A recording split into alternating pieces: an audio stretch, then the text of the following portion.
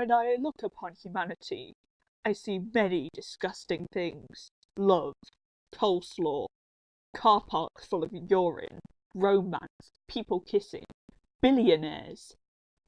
And even worse, when people say they aren't into that, people start being dicks.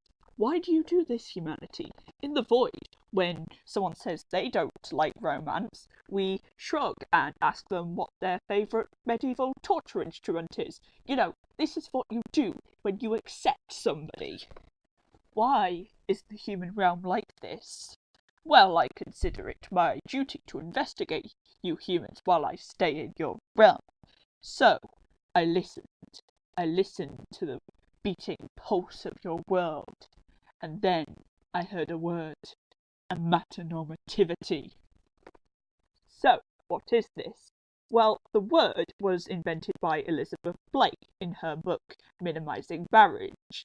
She uses this word to describe discrimination against aromantic and also some asexual people, non-amorous people, polyamorous people, and people who just want to be single and hang out with their friends.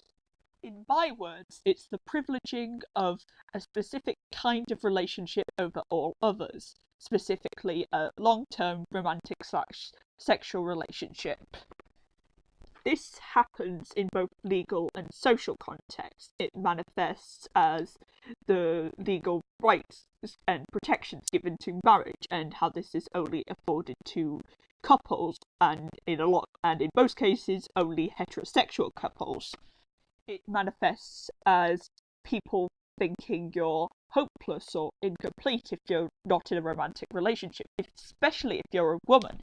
It manifests as alternative family structures such as polyamory, single parenthood, living with friends, and so on are viewed as either lesser or suspect.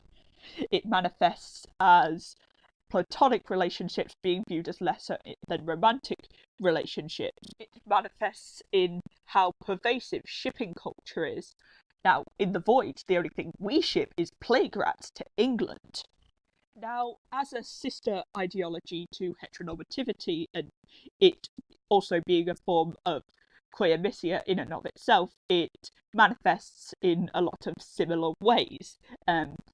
Ignorant comics, people being dicks, rejection by friends or family, the lack of societal representation, doctors sometimes giving you worse treatment, and even conversion therapy in some cases. Well, I have to go take a break now because I need to handle a client.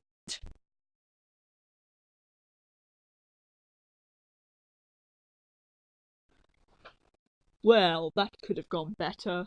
My client did not understand the value of leeches. Regardless, if you're here because you want to know how to ascend into the void. So, lesson 1. You have to help destroy monogamous romance's dictatorship over the world. It is awful. Now, if you're into monogamous romance, that does not mean you have to stop doing it. The void is a place of absolute freedom, after all.